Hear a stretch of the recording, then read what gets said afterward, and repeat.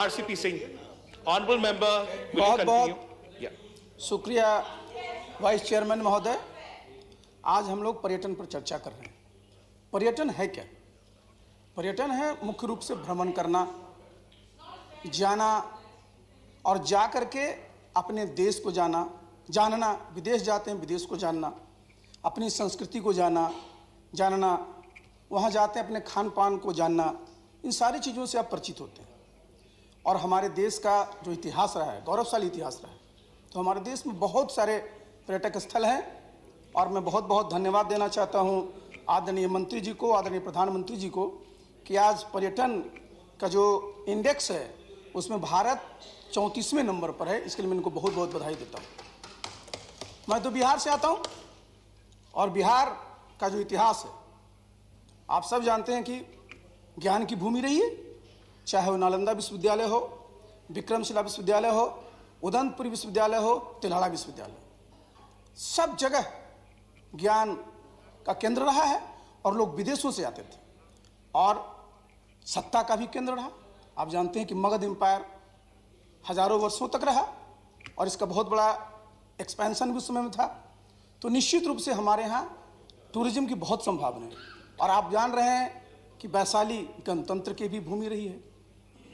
इसके अलावा जो प्राकृतिक रूप से भी हमारे यहाँ गंगा है, गंगा नदी, और आप सब जानते हैं कि गंगा नदी में भी आज अगर आप जाएंगे भागलपुर, मुंगेर, तो हम लोग सब चर्चा करते हैं।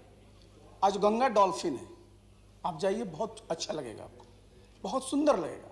तो हमारे यहाँ सब तरह की टूरिज्म है और आपको मैं ले चलूँगा गया, क्योंकि गया आप जानते हैं जितने भी हमारे बुद्धिस्ट हैं पूरे दुनिया में, विश्व में, वो आते हैं गोल्फ खेलने के लिए नहीं आते हैं, इंटरटेनमेंट के लिए नहीं आते हैं, वो आते हैं चूंकि भगवान बुद्ध ने वहाँ उनको ज्ञान प्राप्त हुआ, उसको वहाँ देखने आते हैं, उनको शांति मिलती है। जितने हमारे हिंदू धर्म के मानने वाले हैं पूरे देश में और दुनिया के, वहाँ आते हैं अपने पूर्वजों का तर्पण करने के लिए, श्राद्ध के लिए। और आज देखिए हमारे वहाँ सरकार है, नीतीश बाबू के नेतृत्व में एनडीए की सरकार, मोदी जी उप मुख्यमंत्री रहे हैं, इतना बढ़िया निर्णय लिया है। सुन लीजिए, पहली बार आप जब जाएंगे गया में अपने पूर्वजों को तर्पण करने, तो गंगा का जल हम लोग 2800 करोड़ खर्च करके पहुंचा रहे हैं गया में।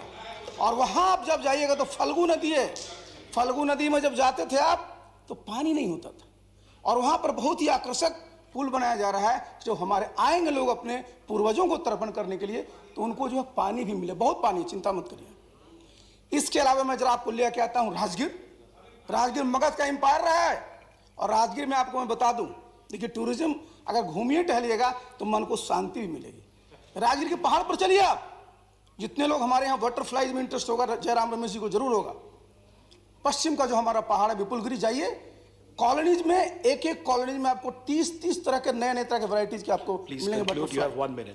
और मैं आपसे अनुरोध करूंगा कि राजगीर जो है, चूंकि मगध का एम्पायर रहा था और दुनिया में साइक्लोपियन वाल सिर्फ ग्रीस में है और राजगीर में है, और ये साइक्लोपियन वाल को हम लोगों ने चाहा है कि यूनेस्को जो वर्ल्ड हेरिटेज है उसमें डालने के लिए। तो मैं अनुरोध करूंगा मंत्री जी से कि उसको वर्ल्ड हेरिटेज में लाएं। और इसके साथ हमारे यहाँ रामायण का हमारा सर्किट है, हमारे यहाँ बुद्धिस्ट सर्किट है, जैन सर्किट है, कांवरिया पथ है। इसके लिए स्वदेश भ्रमण की योजना है, इसके लिए मैं बहुत बहुत धन्यवाद देना चाहता हूं मंत्री जी को। और जो हमारे बिहार सरकार ने जो भेजा है उसको अगर आप स्वीकृति देंगे तो निश्चित रूप से बिहार में हमारा जो टूरिज्म का जो पूरी संभावना है वो बढ़ेगी। इससे बिहार में भी तरक्की होगी और देश का भी, जितने भी हमारे टूरिस्ट बाहर के हैं वो आएंगे, उनको अच्छा लगेगा। बहुत बहुत धन्यवाद।